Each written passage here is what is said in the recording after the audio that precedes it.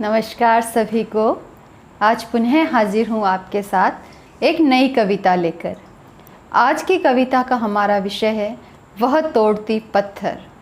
यह कविता सूर्यकांत त्रिपाठी निराला जी द्वारा रचित है और वर्तमान में कक्षा 8 के पाठ्यक्रम में सम्मिलित है। इस कविता के माध्यम से कवि ने एक मजदूर महिला की कर्मठता, संघर्षशीलता को बताया है। निराला जी वह कवि थे जिन्होंने छंदबद्ध काव्य परंपरा को तोड़कर छंद मुक्त काव्य लेखन की एक नई शुरुआत की। तो आइए पढ़ते हैं यह प्रसिद्ध कविता वह तोड़ती पत्थर। वह तोड़ती पत्थर, देखा मैंने उसे इलाहाबाद के पथ पर।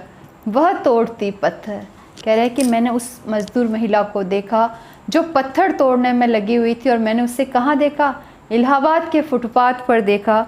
नहीं छायादार पेड़ वह जिसके तले बैठी हुई स्वीकार, कि वह जिस पेड़ के नीचे बैठी है वह पेड़ छायादार पेड़ नहीं है, बिल्कुल सूखा हुआ ठूठ है, लेकिन वो उसके नीचे बैठकर अपने कर्म में लीन है। श्याम तन भर बंधा यौवन, नत नयन प्रिय कर्मरत मन, कि उसका सांवला शरीर है, युवावस्था की है, मतलब युवती है। इसके साथ साथ ही उसकी जो नज़र है वह नीचे अपने कर्म की ओर लगी हुई है, और पूरे मन के साथ, पूरी तल्लीनता के साथ वह अपना कर्म कर रही है। गुरु हथौड़ा हाथ करती बार बार प्रहार, कि उसके हाथों में भारी हथौड़ा है जिससे वो बार बार पत्थरों पर प्रहार कर रही है। सामने तरुमाली का अट्टालिका प्राकार, और जहाँ वो बैठी थी फुटपाथ पर, उसके दूसरे किनारे सामने की ओर विशाल वृक्षों की श्रृंखला नजर आ रही थी जो घने छायादार थे। साथ ही ऊंचे ऊंचे महलों जैसे भवन बने हुए थे, लेकिन वह उन सब से अप्रभावित हुए केवल अपने कर्म में लगी हुई थी। चढ़ रही थी धूप गर्मियों के दिन, कि धूप जो है वह धीरे धीरे बढ़ रही थी। गर्मियों के दिन थे तो जैसे जैसे सूरज चढ़ता जाता है धूप भी बढ़ती चली जाती है। दीवा का तमतमाता रूप, उठी झुलसती हुई लू, कि दिन का जो है तमतमाता हुआ रूप नज़र आ रहा था। सूर्य जो है अपना ऐसा लग रहा था कि अपनी गर्मी का चरम रूप प्रकट कर रहा है।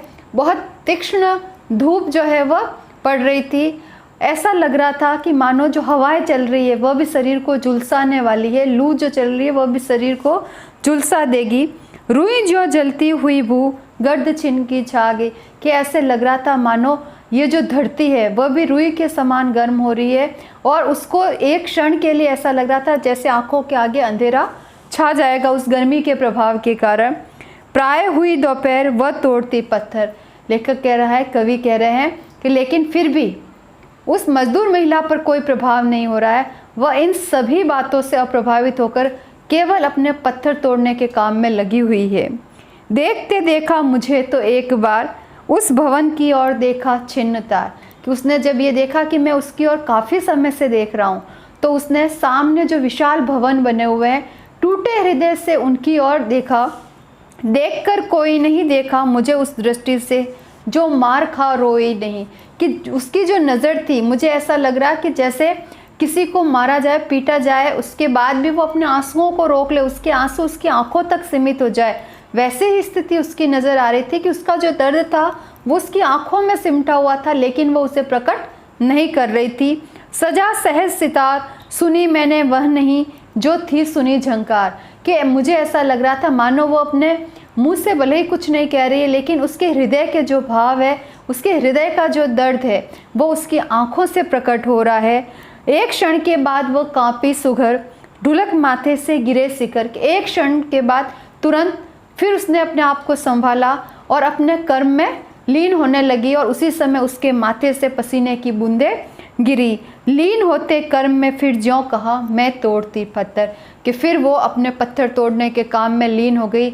और मुझे ऐसे लगा जैसे वह कह रही है कि मेरा कर्म तो इन पत्थरों को तोड़ने का है, इन पत्थरों को आकार देने का है, और मैं अपने इस कार्य को पूरी शिद्दत के साथ करती हूँ। मैं अपने इस कर्तव्य को पूरे ईमानदारी के साथ निभाती हूँ। तो ये थी आपकी कविता वह तोड़ती पत्थर। Thank you.